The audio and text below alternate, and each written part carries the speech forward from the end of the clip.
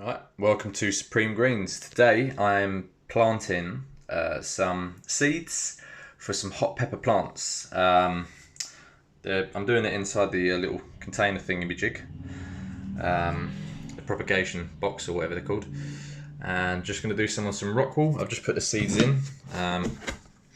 So here we have one on its own, one little rock wool there. You can see the seed I've put in there. Actually two seeds in there. I always plant two. Just in case obviously one doesn't pop up. So this one here is just a standard jalapeno. Yeah, bought these off Amazon. I've got another 4 here. The reason I've got 4 is that one is going to be for me, so that'd be mine. One's going to be for my mate Dan, one's for my mate Steph, and then the other one here is for my sister Louise. They're going to be the Pimientos Padron, I think it is the Spanish way, which are basically these. So the Padron, all right, or the tapas pepper. These aren't particularly spicy. You eat them, you fry them sort of on a griddle or grill. You can blister the skin when you cook them just by adding some water and then putting it in a hot pan. And you literally just sprinkle some salt on top of them, and you randomly sort of get about 1 in 10 will be pretty hot. I've never had them, looking forward to growing them and obviously eating them. And the other 2 over here, right, now I'm not a spice monster. I am trying to build my my tolerance up, and I'm new to the chili game, you know, I'm not an expert. And all my knowledge is pretty much coming off of YouTube and some articles I've read on chilies.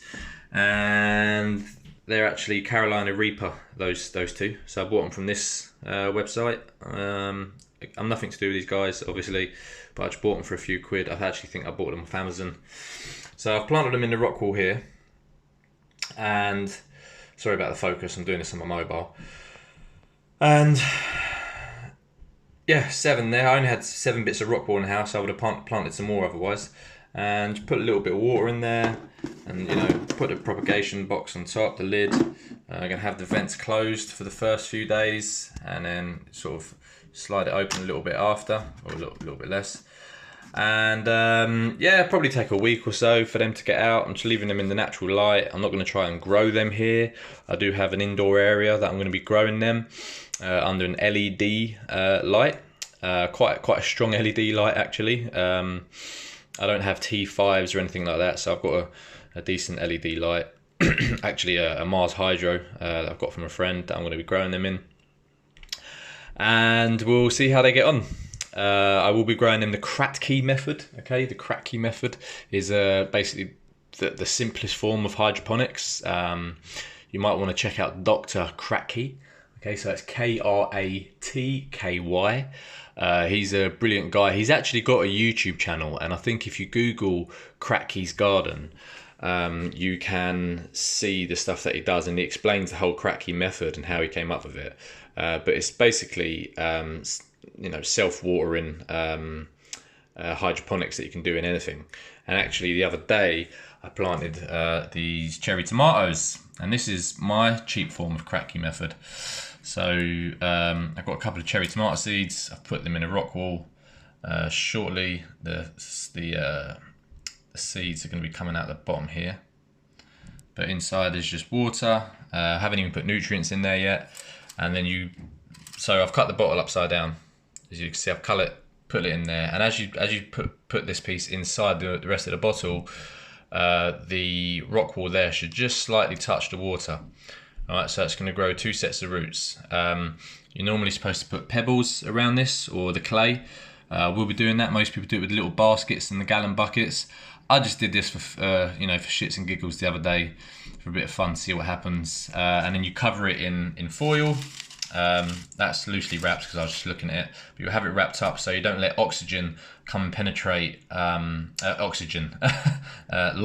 come and penetrate the bottle, right? Because that will form algae, and the algae is all that nasty green skimmy stuff on top of water, and then that will fight for the same oxygen that the roots are fighting for, so it will smother the roots and nick all the oxygen. So you want to be careful of the algae. This is a temporary housing. I'm going to be growing all of these very cheaply in 2 litre bottles, yeah, in 2 litre bottles of water. So I'm going to empty the bottles of water, basically big versions of that. Cut them in half. I'm going to use either get some clay, or I live on the beach, so I can just get some pebbles off the beach.